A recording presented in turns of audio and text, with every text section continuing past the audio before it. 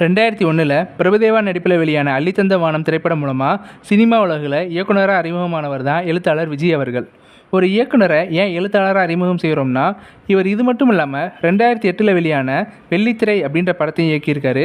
இந்த படம் 2005 ரோஷன் ஆண்ட்ரூஸ் இயக்கத்தில் வெளியான உடையனு தாரம் அப்படின்ற மலையாள படத்துடைய அஃபிஷியல் ரீமேக். இந்த 2 படம் மட்டும்தான் அவர் கேரியரில் இயக்குனராக வேலை செஞ்ச படங்கள். பட் ரெண்டுமே பெரிய வரவேற்பை பெறலை. ஆனால் ஒரு எழுத்தாளராக இவருடைய பயணம் வெற்றியானது மட்டுமல்ல, அழகானதும் கூட. 2002 இயக்குனர் தீபக் அவர்களுடைய பாலா திரைப்படத்துக்கு வசனம் எழுதியிருந்தாலும் 2004 இயக்குனர் ராதாமோகன் கூட்டணியில் உருவான அழகிய தீயே தான் இவருடைய திறமைக்கு அடையாளமாக மாறிச்சுன்னே சொல்லலாம்.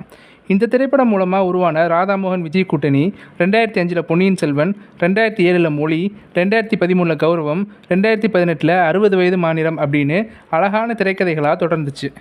இந்த படங்களில் உள்ள இன்னொரு ஒற்றுமை என்னென்னா, இதில் 2005 வெளியான பொன்னியின் செல்வன் தவிர மற்ற அனைத்து படங்களுக்கும் தயாரிப்பாளர் நடிகர் பிரகாஷ்ராஜ் அவர்கள் அப்படிங்கிறது குறிப்பிடத்தக்கது. இந்த நட்பு கூட்டணி தான் வெள்ளித்திரை திரைப்படத்திற்கும் அஸ்திவாரமாக அமைஞ்சிச்சு. அப்புறமா 2014 பிரகாஷ்ராஜ் அவர்களுடைய நடிப்பு இயக்கம் தயாரிப்பில் வெளியான உன் சமையலறையில் திரைப்படத்துக்கும் வசனம் எழுத காரணமாக அமைஞ்சிச்சு. இந்த படம் இயக்குனர் ஆஷிக் கபூர் இயக்கத்தில் வெளியான சால்ட் அண்ட் பெப்பர் அப்படின்ற மலையாள படத்துடைய அஃபிஷியல் ரீமேக் தான்.